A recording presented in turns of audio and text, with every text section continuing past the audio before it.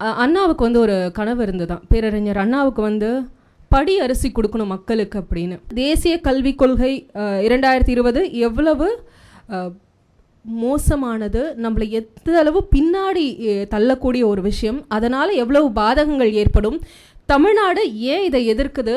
So இங்கே யாருமே உங்களுக்கு இதை எடுத்துக்கோங்க அதை எடுத்துக்கோங்கன்னு உங்களுக்கு யாருமே சொல்ல மாட்டாங்க. நம்மளுடைய தாட் ப்ராசஸ் மட்டும்தான். வாய்ஸை சும்மாவே கேட்க முடியல, எப்படி நம்ம நியூஸ் வாசிக்கிறது அப்படின்றது இருக்குல்ல. நம்ம என்றைக்குமே தனியாக தெரியணும், யூனிக்காக தெரியணுன்றது வந்து நம்மளுடைய ஃபிசிக்கல் அப்பியரன்ஸில் இருக்கக்கூடாது. நான் யூனிக் அப்படின்றது நம்மளுடைய இன்னர் அப்பியரன்ஸ், நாட் இந்த ஃபிசிக்கல் அப்பியரன்ஸில் நம்ம தனியாகவே தெரியக்கூடாது. நம்மளுடைய நிகழ்ச்சி தொடங்குறதுக்கான முன்னாடி இருக்கக்கூடிய நேரத்தில் அந்த ஆடியன்ஸ்க்கு நம்ம என்ன சொல்ல போகிறோம், அப்போ அந்த ஆடியன்ஸை நம்ம என்கேஜ் பண்ணணும். எப்படி நம்ம அவங்கள என்கேஜ் பண்ண போகிறோம், என்ன மாதிரியான விஷயங்கள் நம்ம சொல்ல போகிறோம்.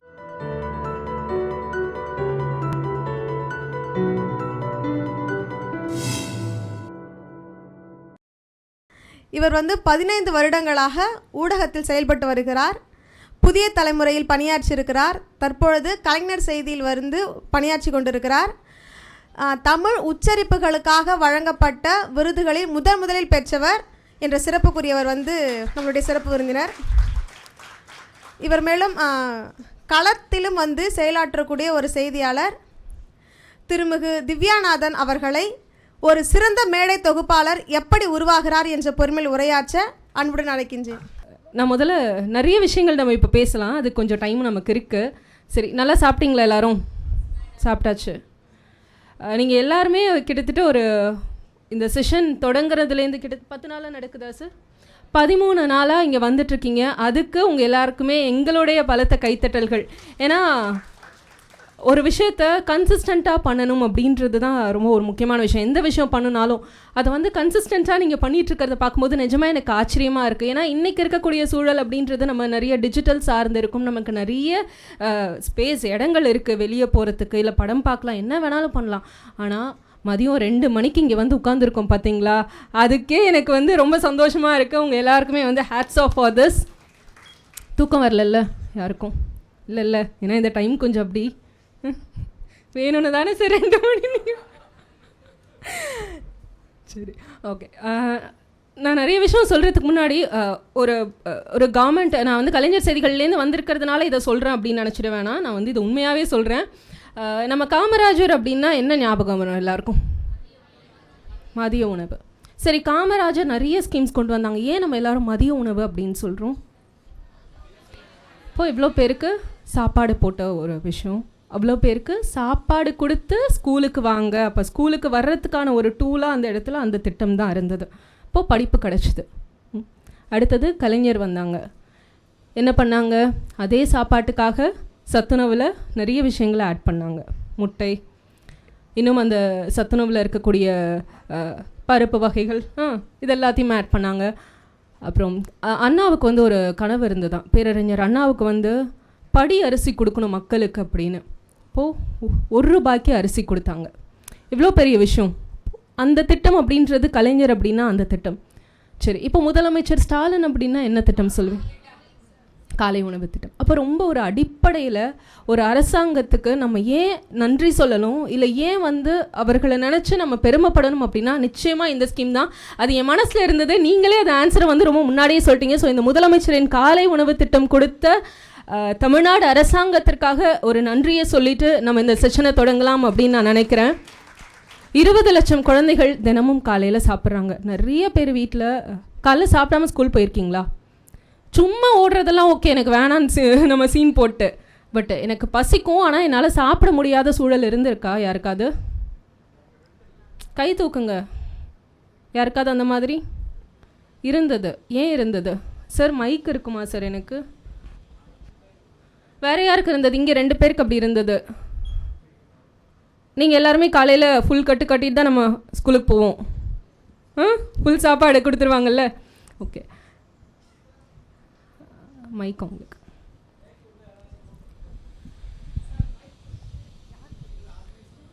ஓ இருங்க, அங்கே இருந்துட்டாங்க அதுக்கு முன்னாடி. சொல்லுங்கள். இதுக்கு காலை உணவு ஏன் சாப்பிடணும்னு சொல்கிறீங்க? அதனால தானே. என்னது காலை உணவு ஏன் தவிர்க்கணும்னு சொல்கிறீங்களா? அதுக்கான தவிர்க்கணும்லாம் சொல்லலை, காலையில் சாப்பிடாம ஸ்கூல் போயிருக்கீங்களான்னு கேட்குறேன். ஆமாம், சாப்பிடாம தான் ஸ்கூல் இல்லை காலேஜ் வரைக்கும் இப்போ வரைக்கும் அப்படி தான் போயிட்டுருக்கோம். டயட் அது டயட்டுக்காகவா?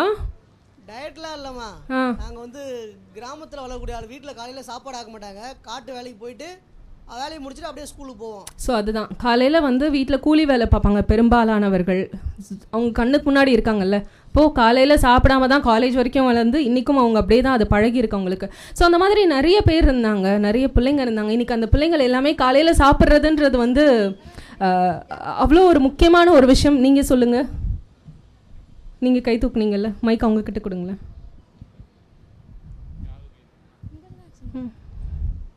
குடும்பத்தினுடைய சூழ்நிலையும் அப்படி இருந்திருக்கு, குடும்ப சூழல் அப்படி இருந்திருக்கு. ஸோ இந்த மாதிரி நம்ம எல்லாருக்குமே நிறைய பேருக்கு ஒவ்வொரு சூழல் இருந்திருக்கும். அந்த சூழல் இன்னைக்கு மாறி இருக்குன்றதுனால தான் அந்த ஒரு திட்டம் கொடுத்த முதலமைச்சருக்காகவும் அந்த ஒரு திட்டம் கொடுத்த தமிழ்நாடு அரசாங்கத்துக்காகவும் நான் நன்றி சொல்லி இந்த செஷன் ஸ்டார்ட் பண்ணுறேன். அதே மாதிரி தமிழ்நாடு முதலமைச்சர், தமிழ்நாடு கவர்மெண்ட் அப்படின்னா எனக்கு இன்னொன்று குறிப்பிட்டு சொல்லக்கூடிய ஒரு விஷயம் அப்படின்னா பள்ளிக்கல்வித்துறையினுடைய பொது நூலக இயக்ககத்தினுடைய இந்த பணிகள். நம்ம நிறைய லைப்ரரி போயிருப்போம். இப்போ நீங்கள் நிறைய பேர் லைப்ரரி போயிட்டுருக்கீங்களா? அடிக்கடி போகிறீங்களா? முன்னாடி நிறைய போயிட்டு இருந்தீங்களா? இப்போ தான் நிறைய வரீங்களா? இப்போ தான் நிறைய வரீங்க. ஏன் இப்போ நிறைய வரீங்க? நம்ம பேசுகிறத பற்றி தான் இன்றைக்கி முழுக்க பேசணும், அதனால் நம்ம எல்லாருமே பேசணும். வேறு யாராவது பேசலாமா? நீங்களும் பேசுங்க. இதே மாதிரி ஒரு செஷன் வந்து போன்ற வருடம் வந்து இது பண்ணாங்க. அதுக்கு வந்து நான் வந்திருந்தேன். அப்போ வந்து ஐஏஎஸ் ஆஃபீஸர் இறையன்பு சார் வந்திருந்தாரு. அப்போ வந்து புத்தக வாசிப்பதனுடைய முக்கியத்துவத்தை வந்து சொல்லிக்கிட்டே இருந்தாங்க. அதே மாதிரி ஐயாவும் சொல்லிட்டு இருந்தாங்க. அதனால இந்த இயர் இதே மாதிரி வச்சா நம்ம வரணும் அப்படின்னு சொல்லிட்டு ஒரு எண்ணம் எனக்கு இருந்துச்சு. அதுலேருந்து ஆன்லைனில் வந்து குட்டி குட்டி புக்ஸ் எல்லாம் தேடி தேடி வாங்கி அதை வந்து எனக்கு இன்னும் படிக்கணும் அப்படின்ற ஒரு ஆர்வத்தை வந்து இந்த செஷன் தான் எனக்கு கொடுத்ததுன்றது தான் உண்மை. அதே மாதிரி என்னோடய பேச்சுக்கலையை இன்னும் இம்ப்ரூவ் பண்ணணும் அப்படின்னு சொல்லிட்டு எனக்கான ஊக்கத்தை கொடுத்தாங்க. ஏன்னா ஸ்கூல் டைம்லலாம் நம்ம வந்து கத்தி பேசுவோம், அதுதான் ஒரு பேச்சு அப்படின்னு சொல்லிட்டு திங்க் பண்ணும்போது ஒரு பேச்சுக்கலைனா அதில் எவ்வளோ விஷயம் இருக்கும், உடல் மொழி இருக்குது, நம்ம வந்து எப்படி பேசணும் அப்படின்றதுக்கான எல்லா விஷயத்தையும் இது மாதிரி அரங்குகள் மூலயமா தான் கற்றுக்கிட்டோம். அந்த ஆப்பர்ச்சுனிட்டிக்கு ரொம்ப தேங்க்யூ சார். ஸோ என்னைக்கோ ஒரு நாள் மதிப்பிற்குரிய இறையன்பு அவர்களும் கவிஞர் மனுஷபுத்திரன் அவர்களும் போட்ட விதை அப்படின்றதற்கான மரமாக தான் இன்றைக்கி இவங்க நிற்கிறத பார்க்க முடியுது. சொல்லுங்கள், இன்னும் சொல்லிங்கல்ல இப்போ நிறைய லைப்ரரிக்கு பயன்படுத்துகிறோம் அப்படின்னு. நிறைய நூலகங்கள் பயன்படுத்துகிறோம். இங்கே ஃபஸ்ட்டு நான் எப்போ வந்தேன்னா டாக்குப்பட்டி ஃபிலிம் ஃபெஸ்டிவல் வந்து சார் அரேஞ்ச் பண்ணியிருந்தாங்க நூலக வாரத்தை முன்னிட்டு. அப்போ வந்து எனக்கு நிறைய கவிஞர்களோ இதை பற்றி எதுவுமே தெரியாது. நான் வந்து எப்படின்னா ஒரு சிவில் சர்வீஸ் ப்ரிப்பேர் பண்ணணும் அந்த மைண்டில் தான் நான் வந்து சென்னைக்கே வந்தேன். அப்போது அதுக்கப்புறமா வந்து சிறந்த வந்து சிவில் சர்வெண்ட் மட்டுமே வந்து படித்தா மட்டும் சிவில் சர்வீஸ் படித்தா மட்டுமே நல்ல சிவில் சர்வெண்ட் ஆக முடியாது, நல்லா படிக்கணும். நிறைய வந்து எழுத்தாளர்கள், புத்தகங்கள், இந்த புத்தக வாசிப்பு தான் வந்து பெரிய ஒரு அதிகாரியாக உருவாக்க முடியும் அப்படின்றது. அது எங்கே இருந்துன்னா நூலகத்தில் இருந்து தான். அதனால் வந்து நூலகத்துக்கு நிறைய போகணும், நிறைய படிக்கணும், நிறைய தெரிஞ்சுக்கணும் அப்படின்றது சார் தான் எனக்கு சொன்னாங்க. அதுக்கு வந்து நான் அவருக்கு தேங்க்ஸ் சொல்லுங்க. சூப்பர் சார், பலரையும் வளர்த்து விட்டுட்ருக்கீங்க சார். எல்லோரும் வளர்ந்து என்ன வாங்கணும்? அவங்க கலெக்டர் ஆகிடுவீங்க. சூப்பர். ஓகே, இந்த மாதிரி இன்றைக்கி வந்து இந்த ஆக்சஸ் டு த லைப்ரரிஸ் அப்படின்றது வந்து ரொம்ப அதிகமாக இருக்கிறத வந்து கண் கூட பார்க்க முடியுது. முன்னாடிலாம் ஒரு சில பேர் இருப்பாங்க, ஒரு பழக்கமாக அவங்க வந்து போயிட்டு வருவாங்க. அது ஒரு ட்ரெடிஷ்னல் மெத்தடாலஜியாக இருந்தது. இவங்க போவாங்க, ஒரு வீட்டில் ஒரு 60 வயசு தாத்தா இருப்பாங்க, சாயங்காலம் ஆனால் ஒரு நியூஸ் பேப்பரை பரட்டுறதுக்கு இல்லை அவங்களோட ஒரு 4 பேரை கூப்பிட்டு அங்கே போய் பேசுகிறதுக்குன்னு போயிட்டு இருந்தது. அப்படின்றது இன்றைக்கி அந்த ஆக்சஸ் வந்து மாறி இருக்கு. மதிய நேரத்தில் போனாலும் மக்கள் இருக்காங்க, குறிப்பாக ஸ்டூடெண்ட்ஸ் இருக்காங்க. ஸ்டூடெண்ட்ஸ்க்கு என்ன தேவை? அங்கே போய் நீங்கள் அந்த காலத்தில் இருந்த புத்தகங்கள் மட்டுமே இருந்தால் அவங்களால படித்து கலெக்டர் ஆகிட முடியுமா? அப்போது இன்றைக்கி என்ன தேவை? அப்போ அந்த பிள்ளைகள் படித்து ஒரு ஐஏஎஸ் ஆகணுன்னா அவங்களுக்கு என்ன புக்ஸ் வேணும் அப்படின்றத எடுத்து அந்த புக்ஸ் மெட்டீரியல்ஸை வாங்கி வைக்கக்கூடியது அப்படின்ற அந்த பொறுப்பையும் முழுசாக தமிழ்நாடு அரசாங்கம் எடுத்துக்கிட்டு எல்லா லைப்ரரிஸ்க்கு தேவையான புக்ஸும் இன்றைக்கி அந்த இடத்துல இருக்குது. அதனால தான் ஸ்டூடெண்ட்ஸ் அங்கே இருக்காங்க. ஸ்டூடெண்ட்ஸ் அது மூலமாக படித்து இன்றைக்கு நிறைய பேர் சிவில் சர்வீஸில் சமீபத்தில் கூட 50 பேர் தமிழ்நாட்டிலேருந்து நான் முதல்வன் ஸ்கீம் மூலமாக செலக்ட் ஆனவங்க இருக்காங்க. ஸோ இந்த மாதிரி ஒவ்வொரு விஷயத்தையும் பார்த்து கவர்மெண்ட் வந்து செஞ்சிட்ருக்காங்க. அப்படி ஒரு விஷயம்தான் பொது நூலக இயக்கத்தினுடைய இந்த ஒரு முன்னெடுப்பையும் நான் பார்க்குறேன். இந்த முன்னெடுப்பில் நீங்கள் இவ்வளோ பேரும் 13 நாளாக வந்துட்டு இருக்கீங்க. எனக்கு முதல்ல இந்த 13 நாள் பற்றி உங்ககிட்ட நான் தெரிஞ்சுக்கணும் அப்படின்னு நினைக்கிறேன். என்ன தெரிஞ்சுக்கிட்டீங்க?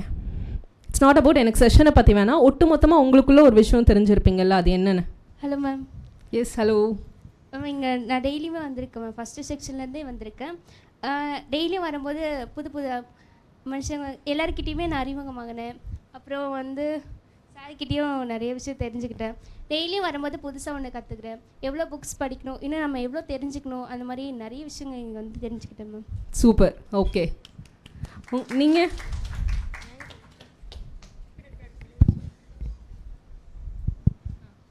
மேம் இதுக்கு முன்னாடி வந்து இப்போ தான் காலேஜ் முடிச்சுட்டு வரோம். இதுக்கு முன்னாடி எவ்வளவோ 20 வருஷம் வாழ்ந்த மாதிரி ஏதோ இருக்குது. ஆனால் என்ன இருக்குன்னே வந்து ஒரு ஃபீலே வந்து கரெக்டாக வந்து அது உள்ளே போய் உட்கார மாட்டேங்குது.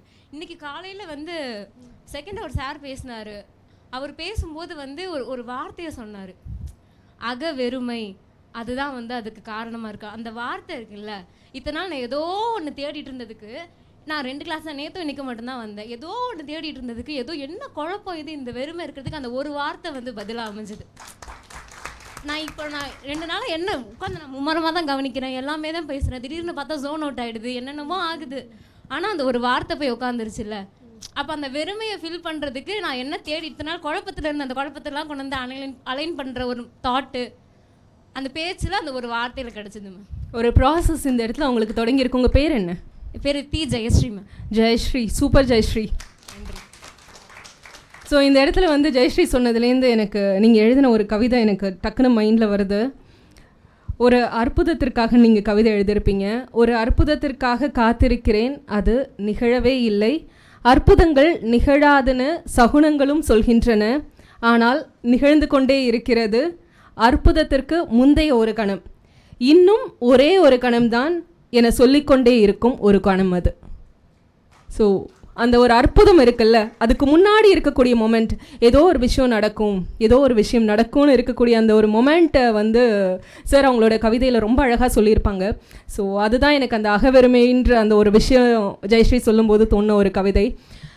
அதுதான் இங்கே வரும்போது நிறைய மனிதர்களை நம்ம பார்க்குறோம், புத்தகங்களை பற்றின புரிதல் வருது, நிறைய பேசுகிறோம், புதுசாக விஷயங்கள் தெரிஞ்சுக்கிறோம். அப்போ இவ்வளோ நாள் நம்ம என்ன பண்ணிகிட்டு இருந்தோம், ஏன் இதெல்லாம் இவ்வளோ நாள் பண்ணலையேன்ற ஒரு ஃபீல் இருக்குது. சரியா? ஸோ இதெல்லாமே இந்த இடத்துல நடந்துகிட்ருக்கு. அப்போ அதுக்காக தான் நான் வந்து பொது நூலக இயக்கத்துக்கு ஒரு நன்றியும், இதை முன்னெடுத்த chief librarian Chennai chief librarian Kavitha அவர்களுக்கும், ஆணையக்குழுனுடைய தலைவர் மணிஷபத்ரன் அவர்களுக்கும் நான் வந்து நன்றி பர்சனலாக சொல்லிக்கிறேன். Thanks for this. சார் என்னை கூப்பிட்டப்போ ஒரு விஷயம் தான் நான் வந்து கேட்டேன். இப்போ இந்த மாதிரியான செஷன் அப்படின்னா எப்படி வருவாங்க அப்படின்னு கேட்கும்போது சார் சொன்னார், யாருக்கு எந்த செஷன் வேணுமோ அந்த செஷன் ரெஜிஸ்டர் பண்ணி வரலாம் அப்படின்னு. ஸோ நம்ம கூட்டமாக எனக்கு வந்து இந்த பேக்கிங் கிளாஸ் இருக்குது, அடுத்தது வந்து இந்த கிளாஸ் இருக்குது, அந்த கிளாஸ் இருக்குன்னு எல்லா கிளாஸ்க்கும் எல்லாரும் போகிறதுன்றது நோக்கம் கிடையாது. அப்போ ஒரு கூட்டம் நடந்ததுன்னா சும்மா ஒரு கடமைக்கு ஒரு விஷயத்தை பண்ணிடலாம் ஒரு பேப்பருக்காக. ஆனால் இது அது கிடையாது. யாருக்கு என்ன வேணுமோ அதை ரெஜிஸ்டர் பண்ணிவிட்டு அவங்கள வர சொல்லியிருக்கோம் அப்படின்னு சொன்னாங்க. ஆனால் இங்கே வந்து பார்த்தா நீங்கள் எல்லாருமே எல்லா கிளாஸுமே இருக்கீங்கன்றது வந்து ஒரு கூடுதலான ஒரு போனஸ் உங்களை பற்றி. ஸோ எல்லா கிளாஸுமே இங்கே அட்டென்ட் பண்ணியிருக்கீங்களா எல்லாரும்? ஆல்மோஸ்ட். யாரெல்லாம் எல்லா கிளாஸும் அட்டென்ட் பண்ணியிருக்கீங்க? யார் இந்த செஷன் மட்டும் வந்திருக்கீங்க? மற்றவங்க எல்லாரும்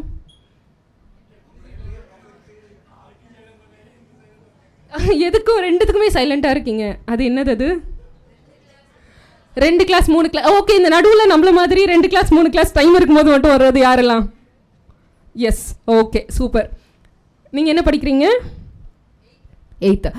8th படிக்கும்போது நீங்கள் அவங்கள இந்த மாதிரி ஒரு இடத்துக்கு கூப்பிட்டு வர்றதுக்கு உங்களுக்கு பெரிய அப்ளாஸ். ஆக்சுவலி அவங்களுக்கும் ஓகே, சூப்பர் சூப்பர்மா. உங்கள் பேர்? அர்ஜுன். எத்தனை கிளாஸ் வந்திருக்கீங்க? அவங்கக்கிட்ட கூட மைக் வாங்கிக்கோங்க. அர்ஜுன் ஒரு தொகுப்பாளராக மாறிட்டாங்க. மைக் வேலை செய்யலனாலும் நாங்கள் கத்தி பேசி சமாளிச்சிடுவோம், அப்படி தான். ஓகே. இங்கே முன்னாடி தான் இந்த ஏஐ கிளாஸுக்கும் அதுக்கடுத்து இந்த கிளாஸுக்கும் வந்திருக்கேன். காரணம் வந்து எனக்கு வந்து ஆர்டிஃபிஷியல் இன்டெலிஜென்ஸ் மேலே எனக்கு முன்னாடிருந்தே ஒரு சின்ன அபிப்பிராயம் இருக்குது. அதாவது ஒரு புது விஷயத்தை கற்றுக்கணும் எனக்கு ரொம்ப நாளாக எனக்கு ஒரு ஆசை நிறையவே இருக்கும். அதனால் நிறைய விஷயம் கற்றுப்பேன். அதனால் ஏஐ கிளாஸுக்கு இங்கே வந்தேன். அதுக்கடுத்து எங்கள் அம்மா வந்து பெரிய நானும் நல்லா பேச கற்றுக்கணும்னு சொல்லிட்டு இந்த கிளாஸுக்கு என்ன கூட்டிட்டு வந்தாங்க.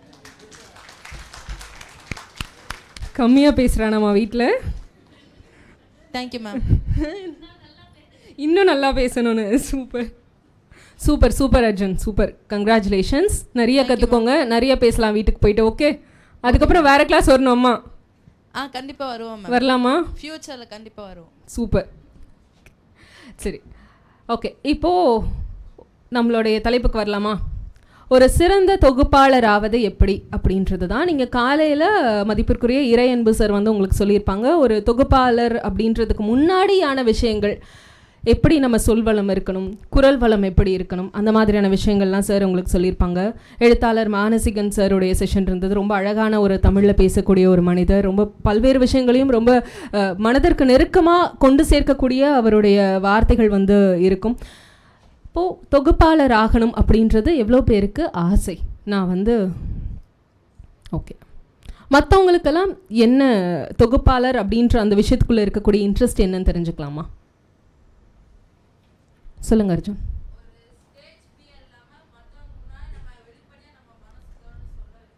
Super super. ஆக்சுவலி அர்ஜுனுக்கான கங்க்ராச்சுலேஷன்ஸ் எல்லாமே நான் உங்களுக்கு தான் சொல்லணும். Actually super. ஓகே, மற்றவங்களுக்கு கையாளுதல், எப்படி நீங்கள் அத்தனை பேரை ஹேண்டில் பண்ணுறீங்க? இப்படி தான் இல்லை, ஸ்டேஜில் இருக்கவங்க எல்லாருமே நல்லா ஒருவேளை நல்லா ஒரு கலைத்துறை சார்ந்தவங்களா இருக்கலாம், திடீர்னு பார்த்தா படித்தவங்களா உட்காந்துருப்பாங்க. அவங்க கிட்ட நீங்கள் சொல்லாடல் எப்படி வச்சுப்பீங்க அப்படி? ஓகே, சரி, ஓகே. மற்றவங்களுக்கு என்ன மாதிரியான ஒரு இதை பற்றின ஒரு புரிதல் இருக்குன்றதை தெரிஞ்சுக்கிறதுக்காக தான், இல்லை உங்களுக்கு என்ன தேவை அப்படின்றத தெரிஞ்சுக்கிறதுக்காக தான்? வேற யாருக்காது? அப்போல்லாம் இல்லை. நீங்கள் சொன்னால் அதுக்கப்புறம் டவுட் கேட்பீங்களா? நிறைய கேட்பீங்களா? சரி, ஓகே, பார்ப்போம் யார் டவுட் கேட்குறாங்கன்னு. சரியா? சரி, ஓகே. ஸோ ஒரு சிறந்த தொகுப்பாளர் ஆவது எப்படி அப்படின்னு நம்ம சொல்கிறதுக்கு முன்னாடி முதல்ல இதில் இருக்கக்கூடிய விஷயங்களை நம்ம பரிச்சுக்கணும். ஆர்ஜே விஜே கிளாஸஸ் எவ்வளோ பேர் அட்டென்ட் பண்ணீங்க? ஓகே, ஆர்ஜே விஜே அப்படின்னா நிறையா பேசணும், பேசிக்கிட்டே இருக்கணும். தொகுப்பாளர் அப்படின்னா ரொம்ப ப்ரிசைஸ்டாக பேசணும். ஏன்னா நம்மளுடைய இந்த இடத்துல நம்மளுடைய நோக்கம் அப்படின்றது நம்ம பேசுகிறது கிடையாது.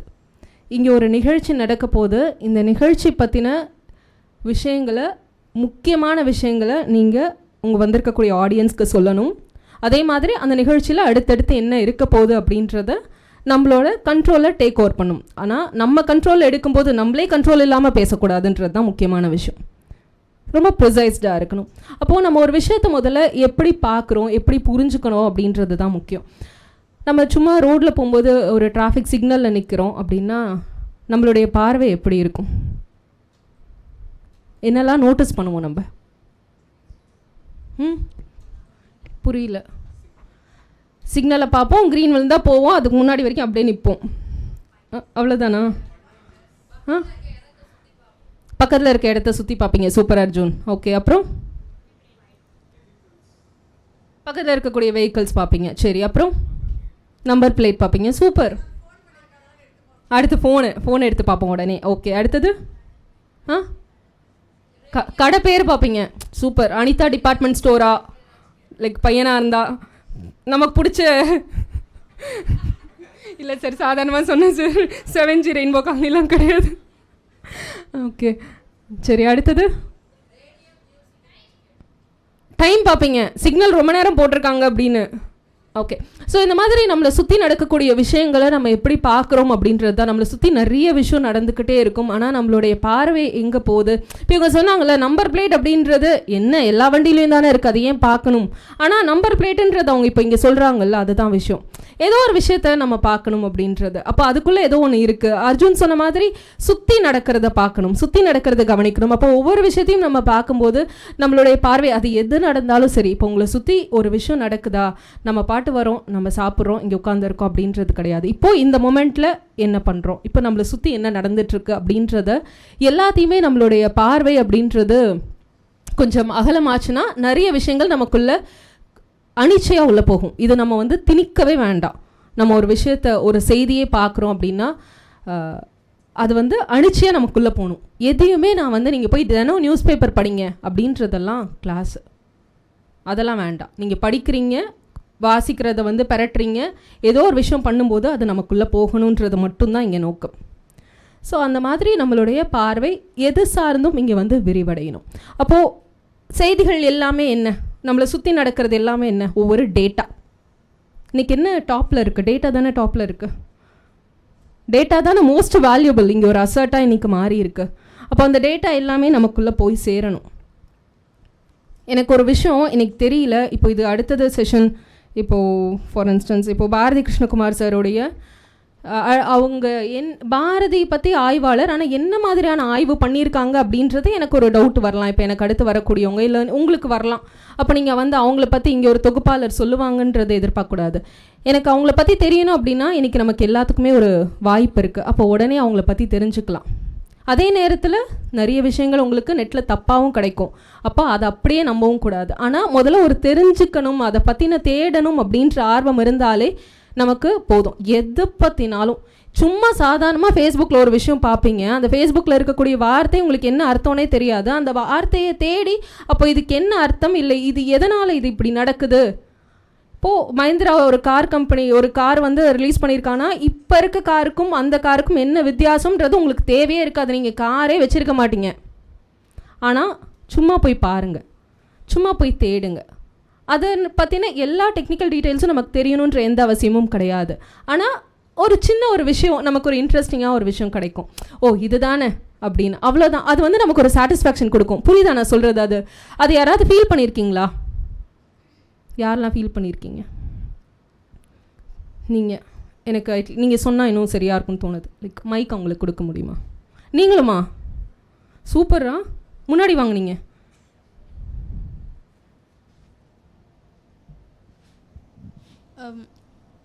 First of all ma'am, good afternoon.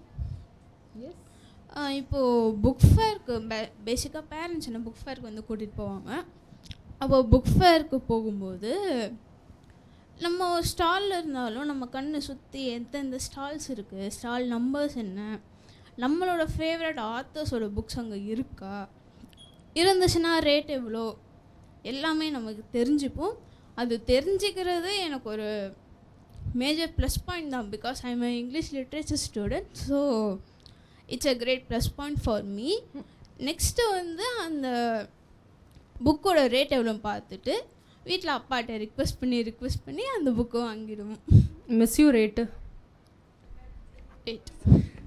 Sir இல்லை சார் அவங்க ஸோ அந்த மாதிரி நாங்கள் ரேட்லாம் பார்த்து வச்சுப்போம் சார். ஓகே, அது வந்து என்னென்னா நம்ம வந்து புக்கு வாங்குறோன்றது கிடையாது, அவங்களுக்கு அந்த விஷயத்தில் ஒரு இன்ட்ரெஸ்ட்டு. அந்த மாதிரி நமக்கு அடுத்தடுத்து என்ன பண்ணலாம் அப்படின்றத ஜஸ்ட் நீங்கள் வந்து யோசிக்க ஆரம்பிங்க நிறையா. மற்றவங்க எப்படி இருக்காங்க, நம்ம ஃப்ரெண்டு இப்படி தான் இருக்கான் அப்படின்றதுக்காக வேணாம், நம்ம எப்படி யூனிக்காக இருக்கணும், நமக்கு இந்த விஷயத்தில் நமக்கு இது தெரியணும் அப்படின்றத ஒரு செல்ஃப் சாட்டிஸ்ஃபேக்ஷன். யாருமே நம்மளை கொஸ்டினே கேட்க மாட்டாங்க. உனக்கு இது தெரியுமான்னு உங்களை இந்த வயசில் யாருமே கேட்க மாட்டாங்க. ஏன்னா உங்களுக்கு மார்க் போடுறதுக்கு எதுவுமே கிடையாது, எல்லாமே நமக்கு வந்தாச்சு. பட் நமக்குள்ளே ஒரு செல்ஃப் சாட்டிஸ்ஃபேக்ஷன் எந்த விஷயத்தில் வருதுன்றதை பார்த்து நம்ம அதுக்குள்ளே போகிறோம். ஓகே, உங்களுக்கு நான் ஒரு தடவை இந்த யூடியூப் ஸ்க்ரோல் பண்ணுறப்போ ஒரு ஃபோபியா நேம் பார்த்தேன். அது என்னன்னு எனக்கு புரியல. கொஞ்ச நேரம் சர்ச் பண்ணி பார்த்ததுல அது வந்து அது பேர் ரொம்ப லாங், அதனால எனக்கு சொல்ல வரல. அது ஃபியர் ஆஃப், அதுவே ஒரு லாங் வேர்ட். அது பேர் ஃபியர் ஆஃப் லாங் வேர்ட்ஸ். அதை தேடி பார்த்துட்டு அதை கண்டுபிடிச்சோன்னே கொஞ்சம் சாட்டிஸ்ஃபேக்ஷனாக இருந்தது.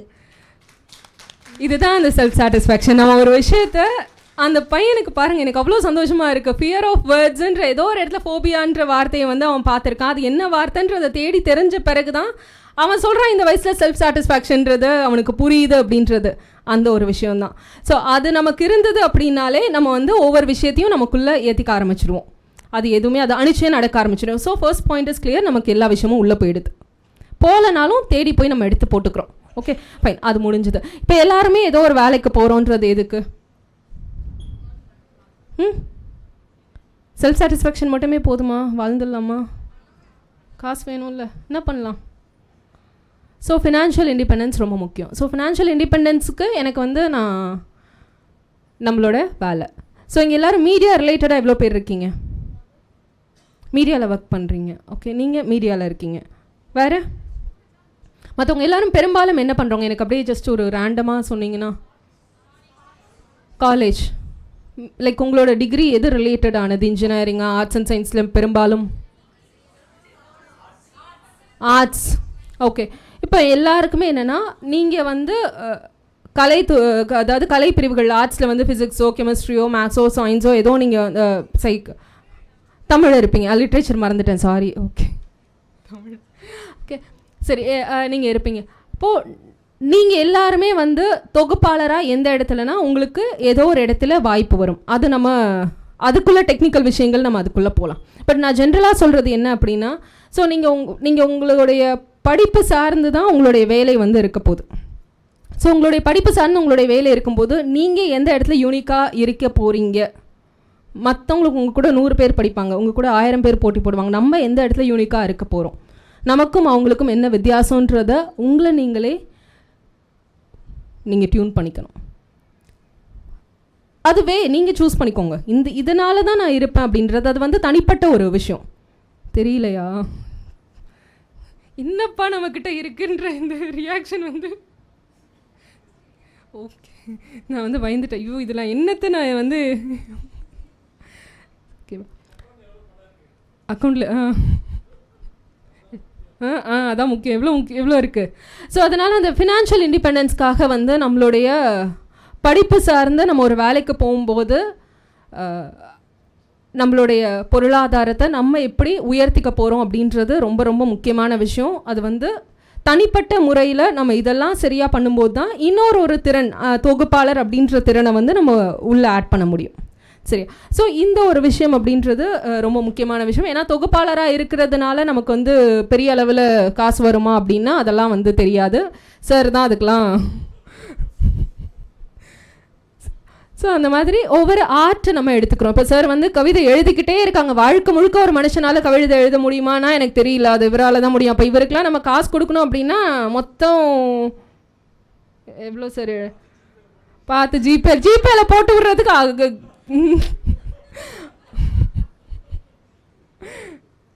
ஒன்றிய அரசாலே அதெல்லாம் முடியாது. ஸோ அதனால் ஒன்று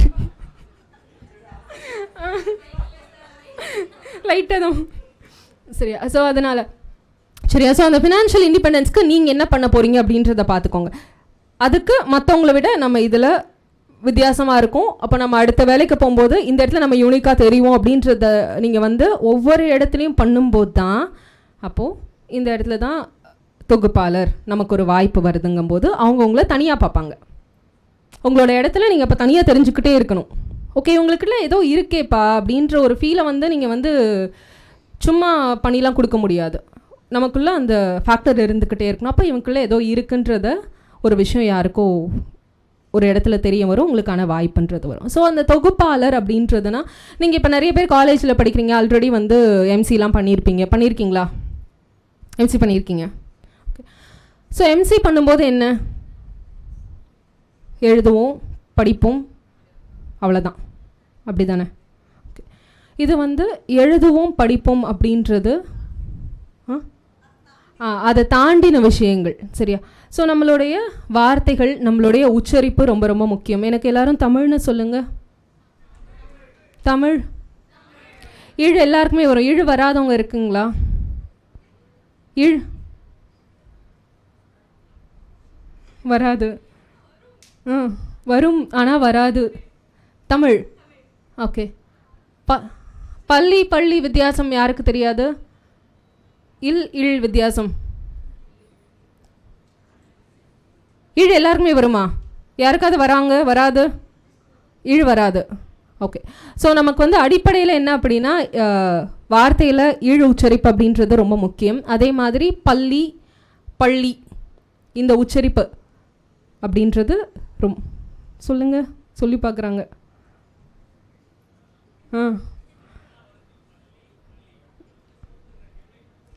ஓகே சூப்பர். ஸோ அந்த மாதிரியான லகர வேறுபாடு அப்படின்றது வந்து நம்ம புரிஞ்சுக்கிட்டாலே நமக்கு உச்சரிப்பில் வந்து பிரச்சனை இருக்காது.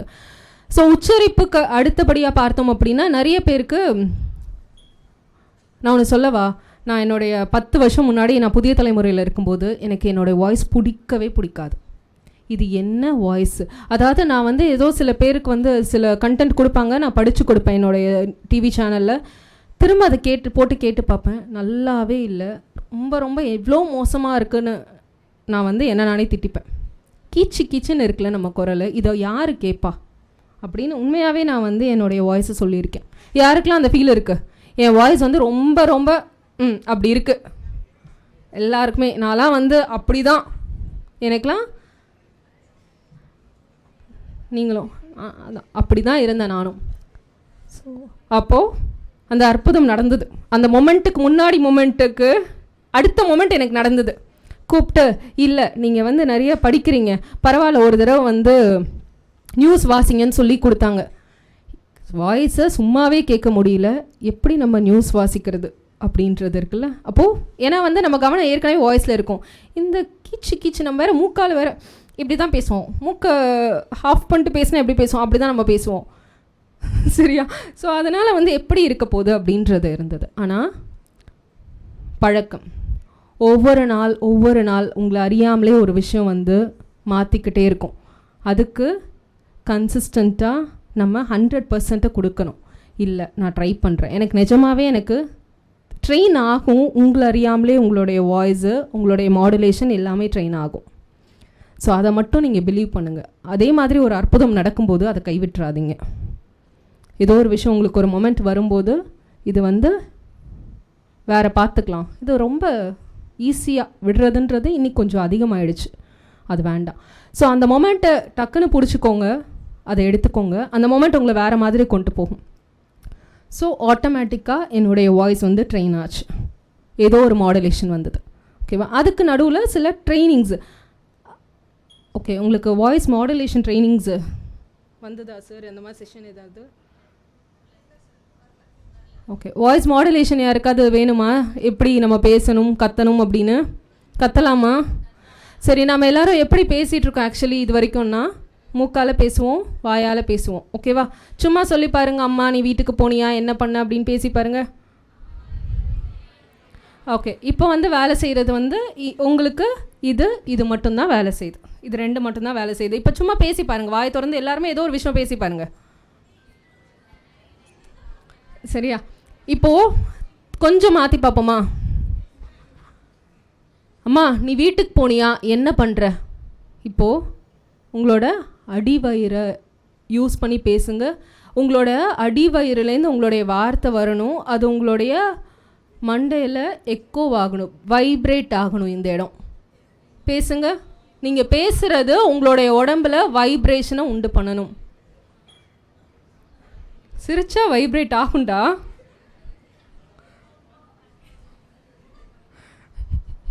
சிரிச்சா கண்டிப்பாக வைப்ரேட் ஆகும், அந்த வைப்ரேஷன் கிடையாது.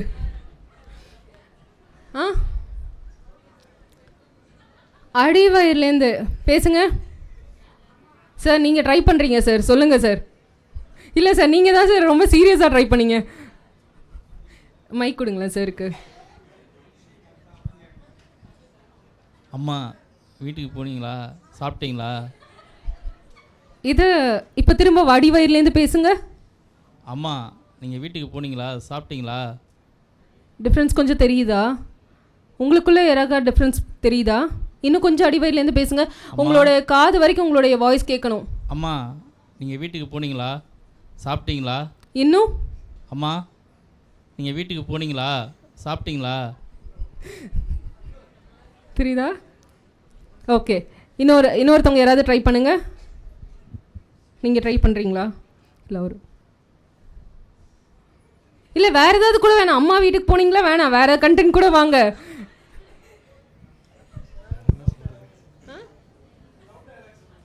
லவ் டயலாக் கேட்குறாங்க சார். சாருடைய விருப்பப்படி ஒரு காதல் கவிதை செஷன் அட்டென்ட் பண்ணுவாங்க, வாங்க.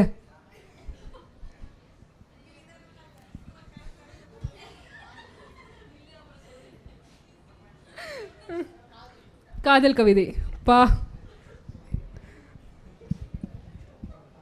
என்னன்னா இப்போ நம்ம பூ கொடுக்க போகிறோம், அந்த நேரத்தில் சரி பூ இல்லை கோச்சிக்கிட்டாங்கன்னா, பெண்ணே பூ போல நீ இருக்க இன்னொரு பூ எதற்கு, உன் புன்னகை ஒன்று போதும் என்னை அர்ப்பணிப்பேன் உனக்கு. இப்போ நான் சரி, இப்போ நம்ம கவிதைக்குள்ளே போயிட்டோம், கவிதைக்கு வெளியே வருவோம். இதே பெண்ணேவை அடி வயிற்றுலேருந்து சொல்லுங்க, எப்படி வராங்கன்னு பார்ப்போம்.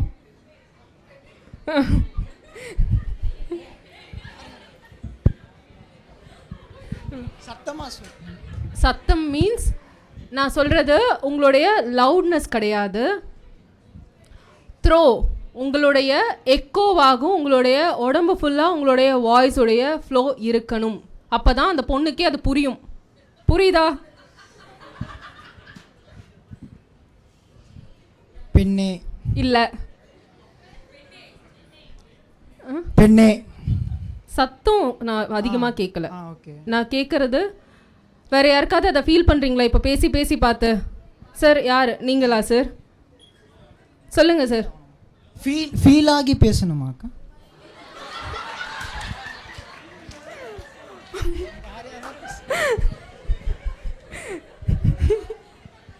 இல்லை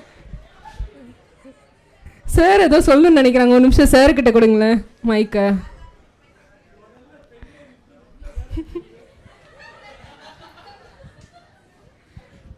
எப்போ ஆரம்பிச்சாலும் அந்த பிள்ளை பேரை சொல்லி நித்யா அப்படி ஏதாவது ஒன்று சொல்லி ஆரம்பி. நித்யா யார் இந்த நித்யா?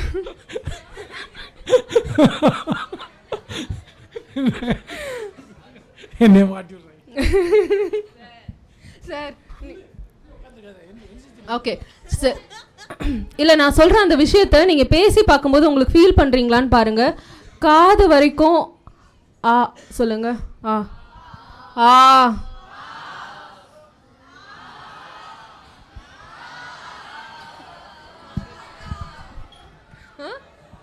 வைப்ரேஷனே வரல. வருது எனக்கு வருது. சார் நீங்கள் சொல்லுங்கள் சார். நீங்கள் தான் பேசுனீங்க, நீங்கள் தானே சொன்னீங்க ஃபஸ்ட்டே புரிஞ்சிடுச்சு நீங்கள் இல்லை சார்?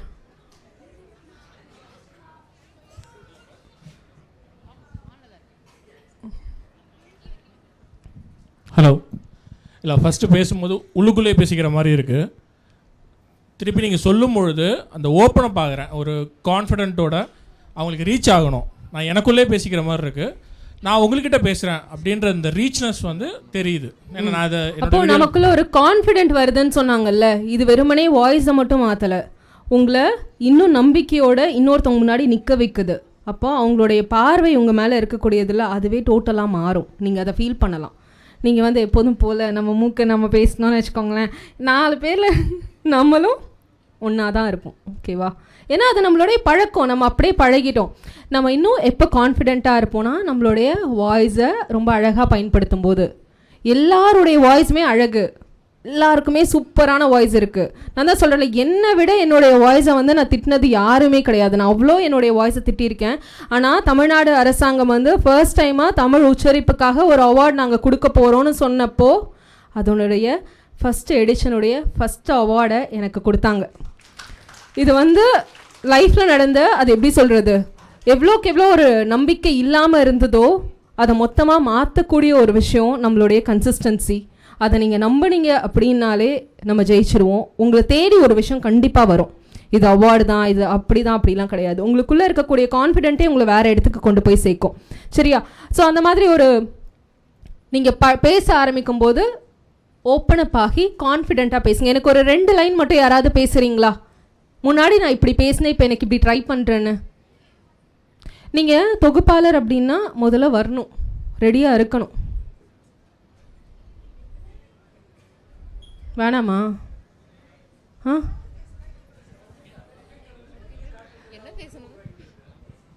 வங்கக்கடலில் புதிய காற்றழுத்த தாழ்வு மண்டலம் உருவாகி உள்ளது, அதை பேசணுமா சார்?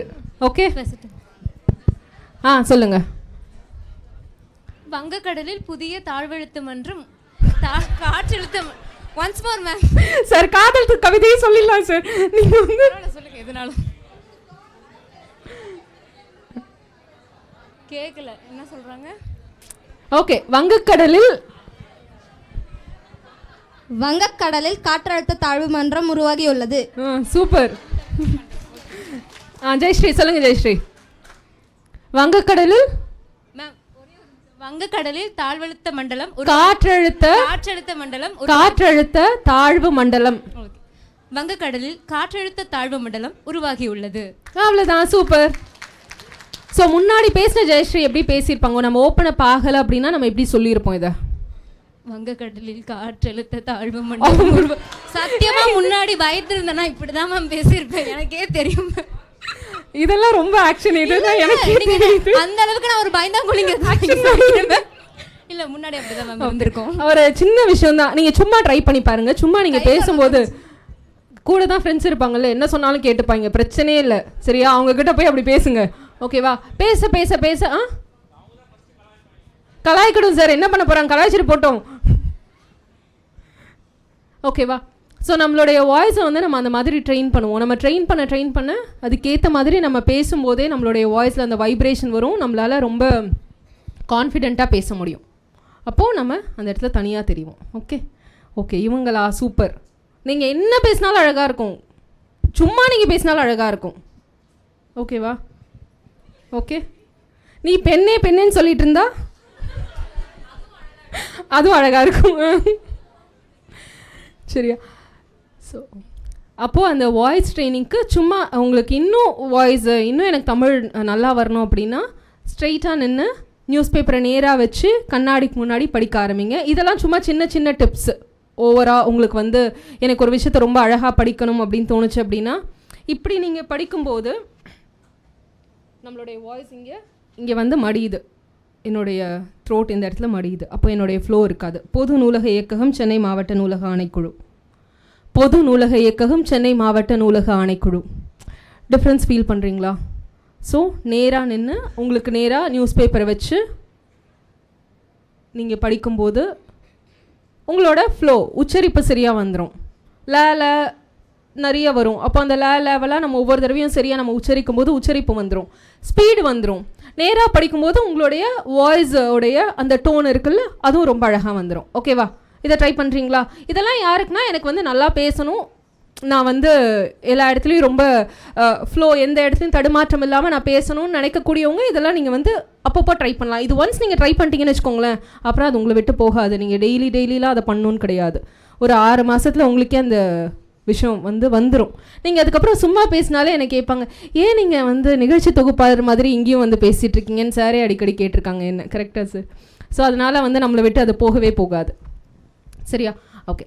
ஸோ இதுக்கப்புறம் வந்து நம்ம வாய்ஸ் எல்லாம் பார்த்தாச்சு, எல்லாமே பண்ணியாச்சு. நமக்கு ஒரு வாய்ப்பு வருது. என்னோடய காலேஜில் வந்து என்னை வந்து நிகழ்ச்சி தொகுத்து வழங்குறதுக்கு கூப்பிட்றாங்க. ஐயோ என்ன பண்ணுறதுன்றதை விட்டுருங்க. வந்துருச்சா பண்ணுவேன், சூப்பராக பண்ணிடலாம் சார். உங்களை கூப்பிட்டு சொல்கிறாங்களா, மேடம் நான் பார்த்துக்குறேன், சூப்பர்.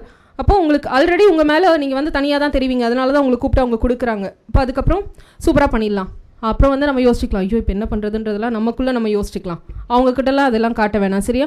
ஸோ இங்கே வந்த பிறகு என்ன பண்ணும், என்ன நிகழ்ச்சி அது, இந்த நிகழ்ச்சியில் நம்மளுடைய ரோல் என்ன, யாரெல்லாம் கெஸ்ட் வர போகிறாங்க, இந்த நிகழ்ச்சியில் நம்ம அடுத்தடுத்து என்ன ஃப்ளோ போக போகுது, இது எல்லாத்துடைய கண்ட்ரோலையும் நீங்கள் எடுக்கணும். சொல்லப்போனால் அந்த நிகழ்ச்சியை நான் தான் நடத்துகிறேன்ற மைண்ட் செட்டுக்கு நீங்கள் வரணும். அதனால் உங்களுக்கு வந்து என்ன சொல்கிறது, எனக்கு ஃபினான்ஷியல் கிடைக்குமா, அதெல்லாம் வேறு. ஆனால் உங்களை நம்பி ஒரு விஷயம் கொடுத்துட்டாங்கன்னா அந்த விஷயத்துடைய ஆதி முதல் அந்தம் வரை நம்மளுடைய கண்ட்ரோலில் இருக்கணும். நம்ம அதுக்காக நம்மளுடைய 100% கொடுக்கணும். இப்போ இந்த நிகழ்ச்சிக்கு யார் வரா, எப்போ நடக்குது, இந்த நிகழ்ச்சி எவ்வளோ நேரம், அந்த 1 மணி நேரம்னா அந்த 1 மணி நேரமா, அப்போ அந்த நிகழ்ச்சியுடைய கண்டென்ட் என்ன. சமீபத்தில் நான் பண்ண ஒரு நூல் வெளியீடு வந்து மத யானை நூல் வெளியீடு. அன்பில் மகேஷ் சார் மாண்புமிகு பள்ளிக்கல்வித்துறை அமைச்சர் எழுதின புத்தகம். பார்த்தீங்களா அந்த நிகழ்ச்சி? புத்தகம் பற்றி தெரியும்ல? ஓகே. அதுதான் வந்து நான் சமீபத்தில் பண்ணதுன்றதுனால நான் உங்களுக்கு உதாரணத்துக்கு நீங்கள் எல்லோரும் இப்போ பார்த்துருப்பீங்க, அதனால் சொல்கிறேன். உங்களுக்கிட்ட மத யானையில் இது இருக்குது, மத யானையில் இந்த பக்கத்தில் இது இருக்குது, இதை பற்றி நீங்கள் பேசணும், எதுவுமே சொல்ல மாட்டாங்க. என்ன தெரியுமா சொல்லுவாங்க, இவங்கெல்லாம் கெஸ்ட்டு வராங்க, இந்த நூல் அப்படின்றது தேசிய கல்விக் கொள்கை 2020 எவ்வளவு மோசமானது, நம்மளை எந்த அளவு பின்னாடி தள்ளக்கூடிய ஒரு விஷயம், அதனால் எவ்வளவு பாதகங்கள் ஏற்படும், தமிழ்நாடு ஏன் இதை எதிர்க்குது, தமிழ்நாடு மாதிரி மற்ற மாநிலங்கள் இதை எதிர்த்தா என்னென்னலாம் பயன் கிடைக்கும்ன்றத பேசுகிறதுன்றது நான் தெரிஞ்சுக்கிறது. எனக்கு இருக்கக்கூடிய NIP பற்றி எனக்கு தெரிஞ்சதுனால என்னுடைய புரிதல். அப்போ அது எதுவுமே சொல்ல மாட்டாங்க. அவங்க சொல்கிறது NIP 2020 பற்றினா ஒரு புத்தகம் மத யானை அப்படின்றது மாண்புமிகு அமைச்சர் அவர்கள் எழுதியிருக்காங்க. இந்த புத்தகத்தினுடைய நூல் வெளியீட்டு நிகழ்ச்சி மட்டும்தான். அப்போது அப்படி ஒரு விஷயத்தை உங்கள் கையில் கொடுத்துட்டா நீங்கள் என்ன பண்ணணும், இனிமே டீட்டெயில்ஸ். அப்போது சில விஷயம் வந்து ஆல்ரெடி உங்களோட மைண்டில் ரெஜிஸ்டர் ஆகிருக்கும். ஏன்னா நீங்கள் தான் ஆல்ரெடி வந்து நம்ம நிறைய விஷயத்தை பார்த்து நம்மளோட மைண்டில் எல்லாத்தையுமே ஏற்றிட்டுருக்கோம்ல. ஸோ அதனால் அப்போ நமக்கு புதுசாக தெரியாது. அந்த ப்ராசஸ்க்குள்ளே நம்ம போயிட்டோம் அப்படின்னா அது நமக்கு புதுசாக தெரியாது. சரி, இப்படி ஒரு விஷயம் கொடுத்த பிறகு நான் ஒர்க் பண்ணணும். அப்போது NIPனா என்னன்னு என்னால் இப்போ உட்காந்து புக்கை படிக்கவே முடியாது. 2 நாள் முன்னாடி சொல்லுவாங்க, மொதல் நாள் சொல்லுவாங்க, அரை மணி நேரம் முன்னாடி சொல்கிறாங்க. இதெல்லாமே நடக்கும். எனிதிங் இல்லை ஒரு வாரம் டைம் இருக்கக்கூடியவங்களும் இருக்காங்க. அதெல்லாம் நமக்கு இருக்காது. அப்போது NEP என்னன்னு புத்தகம்லாம் படிக்க முடியாது. அப்போது அந்த இடத்துல என்ன பண்ணலாம்? ஸ்மார்ட்டாக ஒர்க் பண்ணும். க்ரக்ஸ் என்ன? யாராவது கூகுள் இருக்கான், ஆனால் கூகுள் எல்லாருக்குமே இருக்கான். ஸோ கூகுளை மட்டுமே நம்பி நம்ம வந்து அந்த இடத்துல அதில் இருக்கக்கூடியதை அப்படியே எடுத்து வச்சோன்னா எல்லாருக்குமே தெரிஞ்சிடும் இது கூகுளுடைய அட்டை காப்பி அப்படின்னு. அப்போது அந்த இடத்துல அந்த கண்டென்ட்டை நம்ம ஃப்ரேஸ் பண்ணணும். உச்சரிப்பு ஆல்ரெடி நம்ம பழகிட்டோம். அடுத்தது கண்டென்ட்டை மேக் பண்ணணும். இந்த கண்டென்ட்டில் ஒர்க் பண்ணுறது எப்போ வரும்? நம்ம நிறைய படிக்க படிக்க படிக்க நமக்கு வந்து நான் இந்த விஷயத்தை இப்படி சொல்லுவேன். ஏன்னா உங்களை யாருமே வந்து கட்டுப்படுத்த மாட்டாங்க. நீங்கள் இதை இப்படி தான் சொல்லணும் அப்படின்ற கட்டுப்பாடெல்லாம் உங்களுக்கு கிடையாது. நீங்கள் வந்து அந்த கண்டென்ட்டை உங்களோட விதத்தில் நீங்கள் எழுதலாம். அப்போது NEP பற்றி நான் வந்து என்னென்னா, நம்ம அன்றைக்கு வந்து எந்த புத்தகமும் கிடையாதுன்றதுனால நம்ம அதை பற்றி முழுக்க நான் வந்து படிக்க முடியாது. அப்போது க்ரக்ஸ் என்ன, என் மைண்டில் என்னென்னலாம் விஷயம் இருக்குது. அப்போது இதை பற்றி கலைஞர் என்ன சொன்னார், அந்த பீரியடில் கலைஞர் என்ன சொன்னார், அப்போ அவங்க அதை இம்ப்ளிமெண்ட் பண்ணணும்னு சொல்லும்போது அப்போ அந்த விஷயத்தெல்லாம் எடுக்கணும். நம்ம ஏன் இவ்வளவு ஹிந்தி எதிர்ப்பில் நம்ம ரொம்ப தீவிரமாக இருந்திருக்கோம், அந்த விஷயத்தை கொண்டு வரலாம். அப்போது ஒரு விஷயம் எடுத்துக்கிட்டோம்னா அதுக்கு ரிலேட்டடாக இருக்கக்கூடிய வரலாறுகளை உள்ளே நீங்கள் கொண்டு வரலாம். இதெல்லாம் உங்களுடைய தாட் ப்ராசஸ்லேருந்து வரணும். உங்கள் காலேஜுடைய அலுமினி மீட்டோ இல்லை உங்கள் காலேஜுடைய ஏதோ ஒரு கான்க்ளேவோ நடக்கும்போது இதுக்கு முன்னாடி கான்க்ளேவ் வந்திருக்கிறது யார், இல்லை உங்கள் காலேஜில் யார் இதுக்கு முன்னாடி படித்த ஆளுமை வந்து இன்றைக்கி ஒரு பெரிய இடத்துல இருக்காங்க, அவங்க ரெஃபரன்ஸ், அவங்க எல்லாருமே மற்றவங்களாம் யோசிக்கவே மாட்டாங்க. உங்கள் ப்ரொஃபஸர்ஸ் கூட யோசிக்க மாட்டாங்க. நீங்கள் அந்த விஷயத்தை யோசிங்க. அப்போது இதுக்கு என்னென்னாலாம் ரிலேட் ஆகும், எப்படியோ ஒரு இடத்துல என்ன வேணாலும் ரிலேட் ஆகிருக்கலாம், அப்படி ஒரு விஷயத்தை யோசிக்கணும். ஓகேவா? ஸோ ரிலேட் ஆகிருக்க விஷயத்தை பற்றிலாம் ஒவ்வொரு பாயிண்ட்டெல்லாம் நீங்கள் உள்ளே கொண்டு வந்தீங்கனாலே உங்களுக்கு ஒரு டிராஃப்ட் கிடச்சிரும்.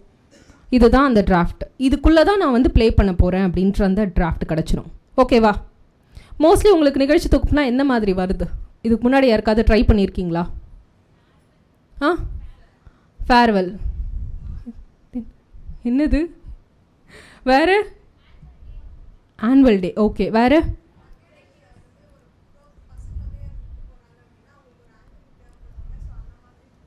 கூப்பிட்டு போவாங்க.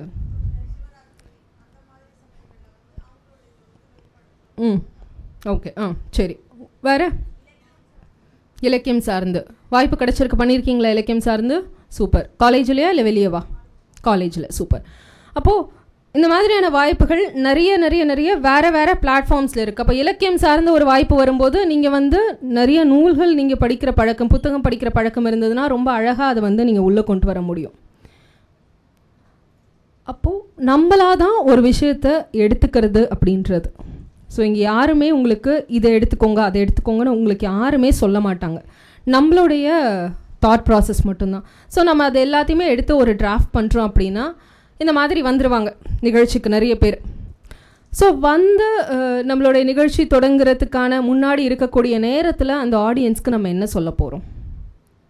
அப்போ அந்த ஆடியன்ஸை நம்ம என்கேஜ் பண்ணணும். எப்படி நம்ம அவங்கள என்கேஜ் பண்ண போகிறோம், என்ன மாதிரியான விஷயங்கள் நம்ம சொல்ல போகிறோம்? அது இலக்கிய கூட்டமாக இருந்ததுன்னா இலக்கியத்திற்காக பங்களிப்பு என்னென்னா, அது ஒரு தனியார் புத்தக பதிப்பகத்தினுடைய கூட்டமாக இருக்கலாம், அல்லது ஏதாவது ஒரு சார்ந்த ஒரு இயக்கமோ இல்லை ஏதோ ஒரு துறையினுடைய கூட்டமாக இருக்குன்னா அப்போ அந்த துறையினுடைய பணிகள் என்ன அப்படின்றத நம்ம இங்கே பேசலாம். பெரும்பாலும் உங்களுடைய காலேஜ்னால் இப்போ உங்களுடைய காலேஜ் பற்றின வரலாறு நீங்கள் சொல்லலாம். உங்கள் காலேஜில் நடந்திருக்கக்கூடிய இன்ட்ரெஸ்டிங்கான விஷயங்கள் என்னென்னு சொல்லலாம். நான் சொன்ன மாதிரி அலுமினியில் யாரெல்லாம் வந்து பெரிய ஆளாக இருக்காங்க, அப்போ அவங்களுடைய அச்சீவ்மெண்ட்ஸை பற்றி பேசலாம். இப்போ இன்றைக்கி படிக்கக்கூடியவங்களில் நிறைய பேர் கவர்மெண்ட் ஸ்கீம்ஸில் இருப்பாங்க. இப்போ நான் வந்து இவ்வளோ பேரை கேட்டேன்ல, இப்போ தானே உங்களுக்கு தெரிஞ்சது அவர் வந்து காலையில் சாப்பாடே சாப்பிட்டதில்லைன்றது ஒருத்தர் சொல்கிறாரு அப்படின்னா இப்போ நம்ம ஒரு விஷயத்தை வந்து நம்ம எங்கேஜிங்காக மாற்றுறதுனால தான். ஸோ அந்த மாதிரி ஏதோ ஒரு எங்கேஜிங்காக ஒரு விஷயத்தை வந்து நம்மளால் மாற்ற முடியும். அப்போது அவங்களுக்குள்ளேருந்து ஒரு விஷயத்தை வந்து நீங்கள் எடுக்க முடியும். இந்த காலேஜில் தாங்க இவங்க என்னுடைய தாத்தா படித்தாங்க, அப்போ அவ்வளோ லெகசியோடு இருக்கக்கூடிய ஒரு கல்லூரி, இத்தனை ஆண்டு காலமாக இல்லை இந்த காலேஜ் மூலமாக தான் இது நடந்தது அப்படின்ற ஒரு விஷயத்த நீங்கள் க்ரியேட் பண்ண முடியும். அந்த மாதிரியான மொமெண்ட்ஸ் என்ன பண்ணலாம், அப்போ அவங்கள என்கேஜ் பண்ணுறதுக்கு என்ன பண்ணலாம் அப்படின்றத நீங்கள் சும்மா இதெல்லாம் வந்து ஒர்க் பண்ணிக்கோங்க. ஒரு ஆங்கராக நீங்கள் அங்கே போகிறதுக்கு முன்னாடி அந்த க்ரௌடு என்ன மாதிரியான ஒரு க்ரௌடு, எத்தனை வயசில் இருப்பாங்க, ஸோ அவங்களுக்கு என்ன பேசுனா நமக்கு வந்து அவங்களுக்கு அது பிடிக்கும், அதை நம்ம ஒர்க் பண்ணிக்கிறோம். சரியா? அதுக்கப்புறம் ஒரு நிகழ்ச்சி தொடங்குது அப்படின்னா ஒரு நிகழ்ச்சிக்கு ஒரு டிராஃப்ட், இப்போது தொகுப்பாளர் அப்படின்னா அது சர்டைன் விதிகள் இருக்குது. முதல்ல வந்த உடனே தமிழ் தாய் வாழ்த்து இருக்கலாம். ஸோ நம்ம வந்த உடனே வாங்க எல்லோரும் எழுந்த நில்லுங்க இப்போ தமிழ் தாய் வாழ்த்து அப்படின்னா நல்லா இருக்காது. அப்போ அந்த தமிழ் தாய் வாழ்த்தை ரொம்ப அழகாக நம்மளால் எப்படி சொல்லலாம்? இப்போ தமிழ் தாய் வாழ்த்து எப்போ வந்து கவர்மெண்ட் வந்து பாட சொல்லி கலைஞர் உத்தரவு போட்டாங்க. அப்போ இந்த வருஷத்தில் கலைஞர் வந்து உத்தரவு போட்டாங்க, இதுக்காக உத்தரவு போட்டாங்க அப்படின்ற எதனா ஒரு விஷயத்த சொல்லும்போது அதுதான் உங்களுடைய யூனிக்னஸ். ஸோ அந்த ஒரு விஷயத்துலேருந்து நம்ம வந்து ஒரு விஷயத்தை வந்து ஸ்டார்ட் பண்ணலாம். ஸோ அந்த நிகழ்ச்சிக்கான வரவேற்புரை ஒரு கெஸ்ட்டு நம்ம பேச போகிறாங்கன்னா அந்த கெஸ்ட்டை பற்றின நீங்கள் விஷயம் இருக்குல்ல, ரிசர்ச் கூகுளில் விக்கிபீடியாவில் தேனிங்கன்னா நிறையா இருக்கும், அதை எடுக்கவே கூடாது. ஓகேவா? ஸோ அது எடுக்கவே கூடாது. விக்கிபீடியாவிலேருந்து கூகுள்லேருந்து அவங்கள பற்றி எடுக்காதீங்க. யாருக்காவது ஒருத்தவங்களுக்கு இவங்களை ஏன் கூப்பிட்றோன்னு இந்த ஆர்கனைசர்கிட்ட கேளுங்க. இவங்களை கூப்பிட்டா இவங்களுக்கு பின்னாடி ஏதோ ஒரு விஷயம் எந்த கூகுளுக்கும் தெரியாது, எந்த விக்கிபீடியாவுக்கும் தெரியாது. அவங்க வந்து கவர்மெண்ட் ஸ்கூலில் படிச்சுட்டு வந்திருக்கலாம், இல்லைனா ஃபஸ்ட் கிராஜுவேட்டாக இருக்கலாம், அதெல்லாம் கூகுளில் போட்டிருக்க மாட்டாங்க. அவர் வந்து படித்தார், வீரமுத்துவேல் இருக்கிறாருன்னா விழுப்புரம் மாவட்டம் வீரமுத்துவேல் அப்படின்றது தான் இருக்குமே தவிர அவர் கவர்மெண்ட் ஸ்கூலில் படித்தாரா, இல்லை அவர் தான் முதல் தலைமுறை பட்டதாரியா, அவங்க அப்பா ரயில்வேஸில் வேலை பார்த்தாங்க, இதெல்லாம் இருக்காது. ஸோ இந்த மாதிரியான அவங்கள பற்றின ஒரு விஷயத்த அந்த ஆர்கனைசர்கிட்டையே நீங்கள் கேட்கலாம். இல்லைந்து அவரை பற்றி நீங்கள் ரிசர்ச் பண்ணுங்கள். கூகுளில் மட்டுமே ஒரு இடத்த ரிசர்ச் பண்ணாமல் இன்றைக்கி டேட்டா வந்து நிறைய டூல்ஸ் அவைலபிளாக இருக்குது, இன்னும் டீப் சர்ச் பண்ணுங்கள். ஸோ அவங்கள பற்றின ஒரு டேட்டாஸ் கிடைக்கும். அப்போது ஒரு விருந்தினருடைய வரவேற்புரை, அதன் பிறகு வந்து ஒரு நினைவு பரிசு கொடுக்கக்கூடிய மொமெண்ட்ஸ் நடக்கும். ஒரு தொகுப்பாளர் அப்படின்னா ஒரு நினைவு பரிசுன்றது இந்தாங்க தோ இவங்களுக்கு புக்கு கொடுக்குறாங்க, அந்தாங்க அவங்களுக்கு அடுத்தது அவங்களுக்கு கொடுக்குறாங்க, இட்ஸ் நாட் அந்த மாதிரி கிடையாது. ஒரு விஷயம் ஒரு மொமெண்டம் ஒரு கொடுக்குறாங்கன்னா எதுக்காக அந்த சின்னம் நம்ம அவங்களுக்கு கொடுக்குறோம்? மதுரையில் நடக்குதா, மதுரையினுடைய கோவிலுடைய மாடல் கொடுக்கலாம். அப்போ இத்தனை வருஷம் 600 வருஷமாக அந்த கோயிலை கட்டியிருக்காங்க தெரியும்ல, மீனாட்சி அம்மன் கோயிலை கட்டினது இப்போ 2-3 வருஷம் 10 வருஷம் கூட கிடையாது, 600 வருஷமாக அந்த கோயிலை வந்து கட்டியிருக்கிறாங்க, அடுத்தடுத்த வேறு ஆட்சி காலங்கள். ஸோ அந்த மாதிரி ஏதோ ஒரு விஷயத்தை பற்றி நீங்கள் நான் எதுக்கு இந்த மொமெண்ட்டோ கொடுக்குறதெல்லாம் ரொம்ப முக்கியமாக அப்படின்றதெல்லாம் இருக்கும். ஆனால் அதில் தான் உங்களுடைய யுனிக்னஸை வந்து நீங்கள் காட்ட முடியும். ஸோ இந்த மாதிரி ஒவ்வொரு சின்ன விஷயத்தையும் நீங்கள் காட்டிட்டு அதுக்கப்புறம் உங்களுக்கு நிறைய கெஸ்ட் இருப்பாங்க. அந்த கெஸ்ட்டை பற்றின விஷயங்கள் எல்லாமே நம்ம வந்து அவங்கவுங்கக்கிட்ட கேட்டு அதை 4 வரி தான், 40 வரிலாம் எழுதுறதுக்கூடாது. அதே மாதிரி 40 வரி நான் வந்து எழுதி இவங்களை பற்றி இது ஃபுல்லாக நான் படிச்சுட்டு தான் நான் வைப்பேன் அப்படின்னா அவங்க வந்து டயர்டாகிடுவாங்க நம்ம பேசுகிறதுலையே. ஸோ அந்த 4 வரி அவங்கள பற்றி நம்ம நச்சுன்னு சொல்லிவிட்டு நம்ம நிகழ்ச்சி அவ்வளோதான் நம்மளுடைய வேலை. அங்கே நம்மளுடைய ஆளுமையை நம்ம வந்து அங்கே வந்து காட்டுறதுக்கான எந்த டைமோ எந்த இதுவுமே இருக்காது. இன்னொன்று அதெல்லாம் நம்ம காட்டுறதும் சரியாகவும் இருக்காது. நம்மளுடைய ரோல் அங்கே என்ன? ஸோ இந்த ஒரு விஷயத்தை தான் நம்ம பண்ணணும். இப்போது நீங்கள் எனக்கு அந்த மாதிரி ஏதாவது ஒரு 4 வரி இலக்கிய கூட்டம் நீங்கள் பண்ணியிருக்கீங்கள்ல,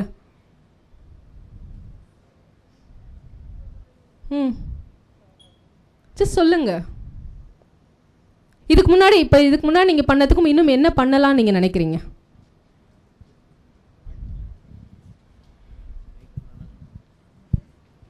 இதுக்கு முன்னாடி வந்து நான் என்ன எழுதி வச்சிருக்கனோ அதையும் மட்டும் தான் நான் பேசிட்டு போயிடுவேன். ஆனால் இதுக்கப்புறம் வந்து நான் அந்த நேரத்தில் என்ன யோசித்து நான் பேசணும் அப்படின்றது வந்து எனக்கு இப்போ தெரிஞ்சிருக்கு. ஏன்னா ஒவ்வொரு விஷயமும் நம்ம முன்னாடியே ப்ரிப்பேர் பண்ணி வச்சுருந்தா அதுக்கு அந்த நேரத்தில் ரிலேட் ஆகாமையும் போகலாம். இப்போ சடனாக வந்து நமக்கு ஒரு விஷயம் நமக்கு வருதுன்னா அது நம்ம பேசினா வந்து அந்த இடத்துல நமக்கு வந்து ஒரு நல்ல ஒரு அப்ரோச் கிடைக்கும். அந்த மாதிரி நினைக்கிறேன். அதுதான் ரொம்ப முக்கியமான விஷயம். ஒரு விஷயம் வந்து இங்கே திடீர்னு ஒரு விஷயம் நடக்கலாம். அப்போ அந்த மொமெண்ட்டை எப்படி நம்ம இங்கே மொமெண்ட்ரியாக நம்மளுடைய வார்த்தையில் மாற்றணும் அப்படின்றது தான். ஸோ அந்த மாதிரியான விஷயங்கள் எல்லாத்தையுமே இனிமேல் கான்சென்ட்ரேட் பண்ண ஆரம்பிங்க. கண்டிப்பாக நீங்களே அதை பண்ணிடுவீங்க. இதை வந்து அந்த நேரத்தில் வந்து யாருமே உங்களுக்கு சொல்கிறது கிடையாது. ஏன்னா ஒவ்வொருத்தவங்களுக்கும் ஒவ்வொரு பிளாட்ஃபார்ம் இருக்கும், வேறு மாதிரியான நிகழ்ச்சிகள் இருக்கும். அப்போ அந்த இடத்துல யோசிக்க வேண்டியது அப்படின்றது நீங்கள் தான். இந்த இடத்துல எனக்கு பதிலாக ஜெயஸ்ரீ, உங்கள் பேர் என்ன? அஸ்வினி. இந்த இடத்துல அஸ்வினி இருந்தால் எப்படி பண்ணுவாங்க, அஸ்வினிக்கு பதிலாக சம் எக்ஸ் இருந்தால் எப்படி பண்ணுவாங்க, ஏன் அவங்க அஸ்வினியவே திரும்ப கூப்பிடணும் அப்படின்றதுக்கான விஷயத்தை நீங்கள் பதிவு பண்ணணும். ஸோ அந்த மொமெண்ட்ரியா என்ன வேணாலும் பண்ணலாம். அன்றைக்கி அந்த கெஸ்ட்டே வரமாட்டாங்க, 2 கெஸ்ட்டே வரலப்பா, நீ வந்து இன்னொரு 10 நிமிஷம் சமாளி அப்படின்னு சொல்லும்போது என்ன பண்ணுவீங்க? சமாளிக்கணும். அதுதான் மூஞ்சில் யாருக்கு நல்லா பதட்டம் தெரியும் இதெல்லாம் படிக்கும்போது? மேம் ஆக்சுவலி நான் வந்து 7th ஸ்டாண்டர்ட் படிக்கிறதுலேருந்து எம்சி பண்ணணும்னு எனக்கு ரொம்ப ஆசை. எனக்கு வந்து சான்ஸ் வந்து 11th கிடச்சிது. சூப்பர். கிடைச்ச டைமில் அதுக்கு முன்னாடி பண்ணவங்க எல்லாரையும் நான் நோட்டீஸ் பண்ணி வச்சுருந்தேன். பட் இருந்தாலுமே ஃபர்ஸ்ட் டைம் பண்ணுறப்போ எனக்கு ரொம்ப நர்வஸ் ஆகிடுச்சு, வாய்ஸ் ரொம்ப டவுனாக இருந்துச்சு. போக போக அந்த இயர் ஃபுல்லாமே என்னை நீ பண்ணு அப்படின்னு சொல்லிட்டு எங்கள் மேம் அப்ரோச் பண்ணாங்க. போக போக லாஸ்ட்டாக பண்ணது ஆனுவல் டே தான். பட் நான் கொஞ்சம் பேப்பர் வச்சு கொஞ்சம் நோட்ஸ் எடுத்து எனக்கு தெரிஞ்சதை நானே எழுதி ப்ரெசென்ட் பண்ணேன். ஸோ அட் லாஸ்ட் வந்து நமக்கு அங்கே என்ன நடக்குதோ அதை நம்ம முழுசாக வாங்கி அதை நோக்கி நம்ம எழுதணும்னா நல்லா வந்துச்சு. அவ்வளோதான். ஸோ நமக்குள்ளவே நிறைய எக்ஸாம்பிள்ஸ் இங்கே இருக்காங்க. சூப்பர். உங்கள் பேர்? என் பேர் Dharani. Dharani. Super Dharani. Thank you ma'am. வேறு? வணக்கம் மேம். நான் வந்து காலேஜில் வந்து ஸ்பீச் காம்படிஷன்ஸ் தான் வந்து பார்ட்டிசிபேட் பண்ணிகிட்டு இருந்தேன்.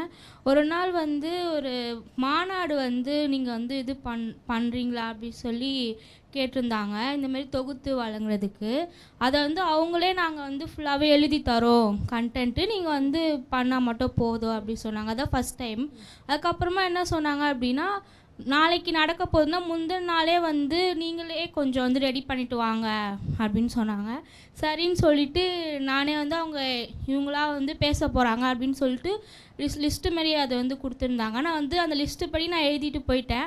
அங்கே போன பிறகு என்ன சொன்னாங்க அப்படின்னா, சில பேர் வரல, சில பேர் வந்திருக்காங்க. அங்கே ஸ்டேஜில் இருக்கும்போதே வந்து அவங்க மாற்றி மாற்றி கொடுத்தாங்க. ஸோ அதெல்லாமே பண்ணும்போது எனக்கு கொஞ்சம் டிஃப்ரெண்ட்டாகவும் இருந்துச்சு. இதில் என்ன இப்படிலாம் டிஃபிகல்ட்டிஸ் இருக்குது. இப்போ ஒருத்தவங்க வந்து சிறப்பு விருந்தினர் பேசுகிறாங்க அப்படின்னா அவங்க பேசுகிறதும் நம்ம வந்து ஃபுல்லாக லிசன் பண்ணணும். லிசன் பண்ணி அவங்க பேசினதில் நம்ம ஹைலைட் பண்ணி இப்படி இவ்வளோ நல்லா பேசுனாங்க அப்படின்றத நம்ம சொல்லணும் அப்படின்றது எல்லாமே நிறைய கற்றுக்கிட்டேன் அந்த மாநாட்டில். ஸோ அதுதான் அவங்க சொன்ன மாதிரி எப்படி வேணாலும் நடக்கலாம், என்ன வேணாலும் நடக்கலாம். அவங்க சொன்னதுலேருந்து நீங்கள் ஒரு விஷயத்தை எடுத்து திரும்ப அதை ப்ரெசென்ட் பண்ணுறீங்கல்ல, அது ரொம்ப சூப்பரான விஷயம். நீங்கள் அதை பண்ணியிருக்கீங்க. சூப்பர். கங்க்ராச்சுலேஷன்ஸ்டா. ஸோ இந்த மாதிரி தான் நம்மளுடைய விஷயங்களை நம்ம அடுத்தடுத்து வந்து மாற்றிக்கணும், அடுத்தடுத்து நம்மளை வந்து அதுக்கேற்ற மாதிரி தகவமைச்சுக்கணும் அப்படின்றது ரொம்ப இயல்பாகவே நடக்கக்கூடிய ஒரு ப்ராசஸ். அந்த ப்ராசஸ்க்கு நம்மளுடைய கமிட்மெண்ட் வந்து 100% நம்ம கொடுக்கணுன்றது மட்டும்தான். நம்மக்கிட்ட கண்டென்ட் இல்லைன்னா அன்றைக்கி ராத்திரி முழுக்க உட்காந்து ஒர்க் பண்ணணும். அடுத்த நாள் காலையில் நம்மளுடைய நிகழ்ச்சி இருக்குது, 4 மணிக்கு 5 மணிக்கு கிளம்பணுனாலும் 3 மணி வரைக்கும் நம்மளுடைய வேலையை பார்த்து தான் ஆகணும்னா பார்க்கணும். அப்போ மட்டும்தான் நான் அதை பண்ணணுன்றதை நிற்கணும். இல்லைனா நம்ம அதை பண்ணவே வேண்டாம், நமக்கு அது வேண்டாத ஒரு ஒர்க்குன்னு சொல்லிட்டு அதை ஓரமாக வச்சுடுங்க. நான் இதை இப்படி பண்ணுவேன்னா மட்டும்தான் நீங்கள் அதை பண்ணுங்கள். ஏன்னா 100% கான்ஃபிடென்ட் உங்களுக்கு உங்களோட ஒர்க் மேலே இருக்கணும். அப்போ தான் நீங்கள் அங்கே போய் நின்று பேசுனீங்கன்னா எந்த வித பதட்டமும் உங்களோட மூஞ்சில் இருக்காது. ஏன்னா இங்கே 1008 பிரச்சனை இருக்கும், இங்கே நிறைய நடக்கும். அடுத்த நேரத்தில் வந்து இவங்க எதுவுமே கிடையாதுன்னு சொல்லி டோட்டல் பிளானே வந்து மாற்றுவாங்க. ஸோ இந்த இடத்துல வந்து திடீர்னு வந்து வேறு மாதிரி ஒருத்தவங்க மைக்கில் பேசிடுவாங்க. நம்ம ஒரு விஷயத்தை அழகாக கூப்பிட்ருப்போம், அவங்க டோட்டலாக வேறு மாதிரி பேசிடுவாங்க, நமக்கு தெரியாது. ஸோ அந்த நேரத்தில் நம்ம தான் அதை வந்து சமாளிக்கணும். ஸோ அதனால் நம்மளுடைய பதட்டம் அப்படின்றது எப்போ நம்ம கான்ஃபிடெண்ட்டாக இருப்போம், 100% நமக்கு எல்லாமே இதை பற்றி தெரியும் அப்படின்னா தான். அதுக்காக உங்களுக்கு டெக்னிக்கல் டீட்டெயில்ஸாக 42,35,00,000 ரூபாய்க்கு இந்த இடத்துல இந்த கல் வச்சுருக்காங்கன்றது அளவுலாம் தெரிய வேணாம். இந்த பில்டிங் ஏன் கட்டியிருக்காங்க, ஒரு அண்ணா நூற்றாண்டு நூலகம் ஏன் கட்டியிருக்காங்க, கலைஞர் என்ன நோக்கத்தோடு அதை கட்டினாங்க, இன்றைக்கி அதில் அங்கே என்ன நடந்துட்டுருக்கு, அதுதான். எனக்கு அது எவ்வளோ மதிப்பீடு கட்டணுன்றது யாருக்கும் விஷயம் கிடையாது. இதனால் வந்து இங்கே எவ்வளோ செலவு வருஷத்துக்கு ஆகுதுன்றது விஷயம் கிடையாது. ஆனால் எத்தனை லட்சம் மக்கள் அங்கே வராங்க, அப்போ இவ்வளோ பேருக்கு அங்கே இன்றைக்கி என்ன நடக்குது. ஒருவேளை அண்ணா நூற்றாண்டு நூலகத்தை பற்றி நம்ம பேச வேண்டிய சூழல் இருக்குது அப்படின்னா நமக்கு தேவையான விஷயம் அப்படின்றது அதுதான். அப்போது அதை வச்சே நம்மளால் வந்து அந்த இடங்களை வந்து சமாளிச்சிட முடியும். ஸோ அந்த கான்ஃபிடென்ஸ் நமக்குள்ளே இருக்குது அப்படின்னா நம்ம என்ன வேணாலும் பண்ண முடியும். சரிங்களா? இதில் வேறு ஏதாவது உங்களுக்கு டவுட் இருக்கா? ஸோ வந்து முத்துக்குமார் வந்து அந்த கல்லறை பற்றி எழுதியிருப்பார், தெரியுமா? கல்லறை பூக்கள், கல்லறை மீது பூக்கும் பூக்கள் என்று வண்ணத்து பூச்சிதான் பார்த்திடுமா அப்படின்னு எழுதியிருப்பார். அதே முத்துக்குமார் எப்படி எழுதியிருப்பாங்க சொல்லுங்கள்? கல்லறை மீது பூக்கும் பூக்கள் கூந்தலை போய் தான் சேர்ந்திடுமா அப்படின்னு எழுதியிருப்பாங்க. அதாவது கல்லறைன்றது ஒரு விஷயந்தான், ஆனால் அங்கே பூத்த பூதானான்னு ஒரு வண்ணத்து பூச்சி பார்த்துடுமா அப்படின்னு எழுதியிருப்பாங்க. அதே கல்லறையில் இருக்கக்கூடிய பூக்கள் கூந்தலை போய் சேர்ந்துடுமா. இவ்வளோ அழகாக எழுதியிருக்காங்க. அப்போது நம்ம எப்படி அதை எழுதுகிறோம் அப்படின்றது தான் முக்கியம். எப்படி வேணாலும் சொல்லலாம். நீங்கள் எப்படி அதை சொல்ல போகிறீங்கன்றது மட்டும்தான். போய் எழுதி எழுதி எழுதி ப்ராக்டிஸ் பண்ணுங்கள். எழுதுறதே இப்போ நிறைய பேருக்கு பழகி இருக்கா? எழுதுவீங்களா? நிறையா எழுதுவீங்களா? குறைஞ்சிருக்கா? எனக்கு உண்மையை சொல்லுங்கள். நானும் தான் என்ன உங்களை விட ஒரு 10 வயசு பெரிய பொண்ணு, அவ்வளோதான். 15 வயசுன்னு வச்சுக்கோங்க. சரி, ஓகே, ஒரு 20 வயசுன்னு வச்சுக்கோங்க.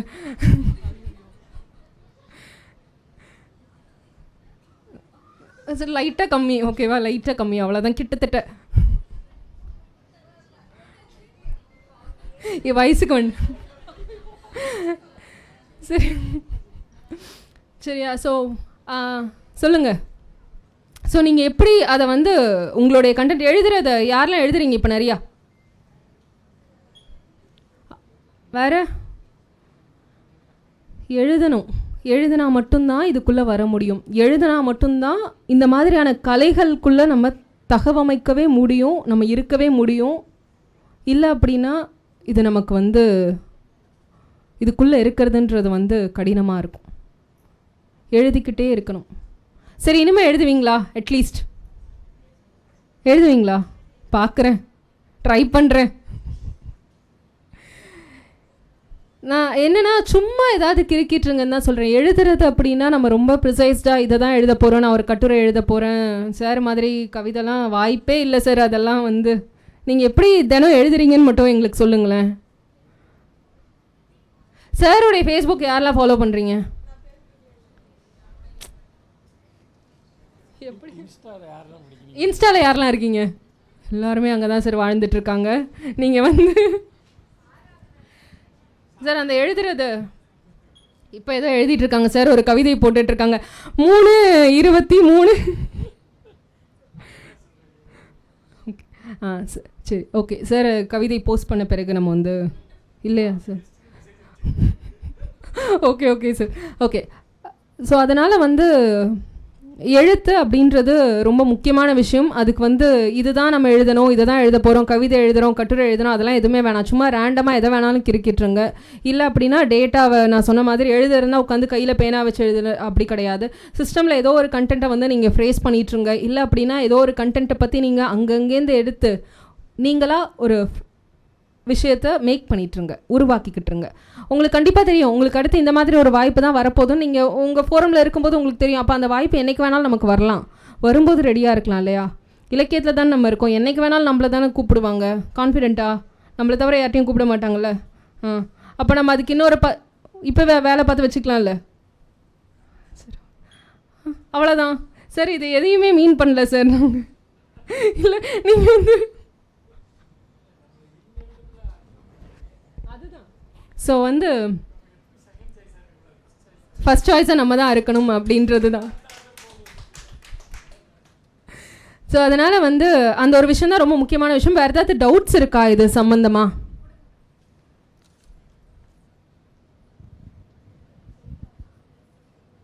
மேம், நம்மளை எப்படி ப்ரெசென்ட் பண்ணுறது ஒரு தொகுப்பாளராக, அதை பற்றி சொல்லுங்கள். ஓகே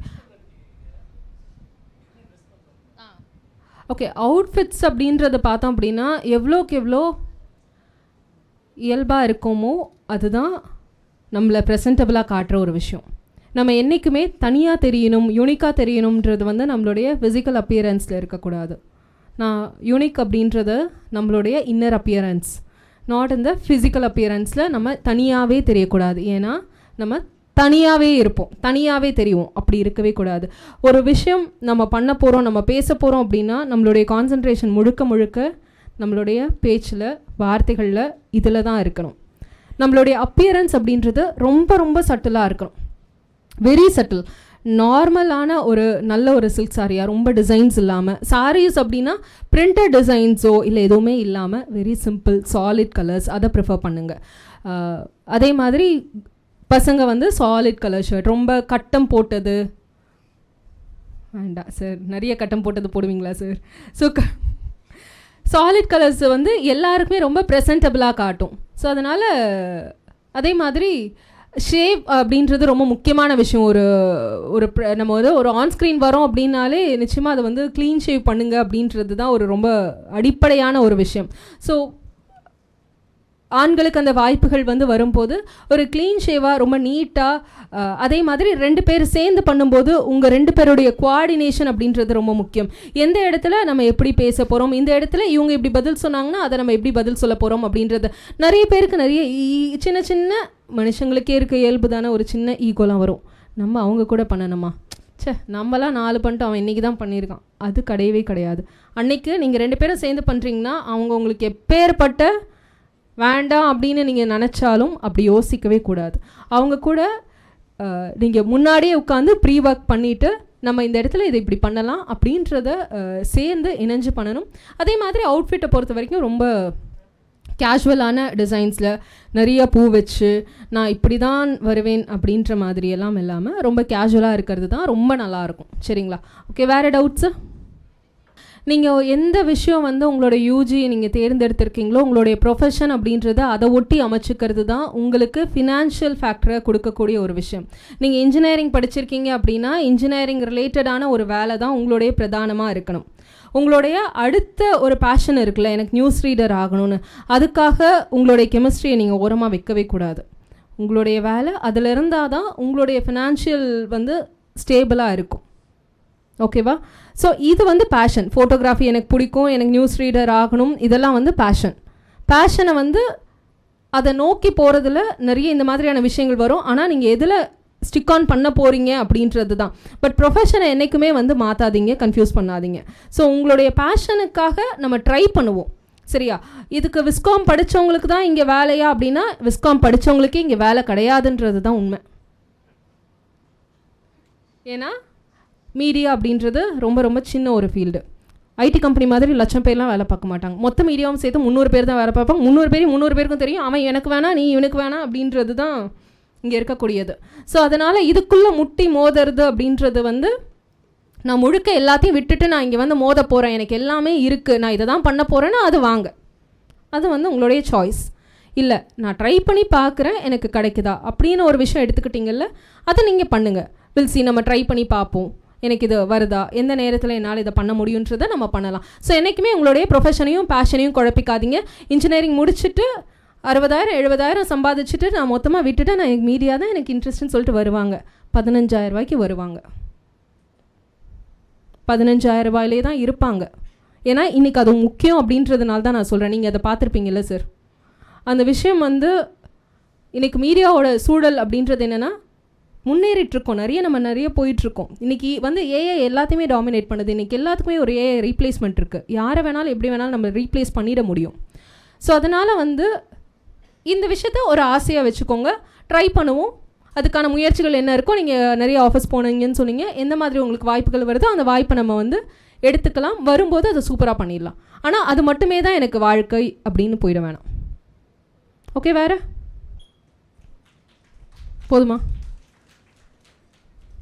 ஓகே, ஸோ அதுதான் ஒரு ஆப்பர்ச்சுனிட்டி அப்படின்றது தான் லைஃப்பில் ரொம்ப ஒரு முக்கியமான விஷயம். அந்த ஒரு வாய்ப்பு உங்களுக்கு வரும்போது அதை சூப்பராக பயன்படுத்திக்கோங்க. அந்த ஒரு கணம் அப்படின்றது தான் அற்புதமான ஒரு கணம் அப்படின்னு சொல்லி இந்த இடத்துல நான் இதை நிறைவு பண்ணுறேன். Thank you so much.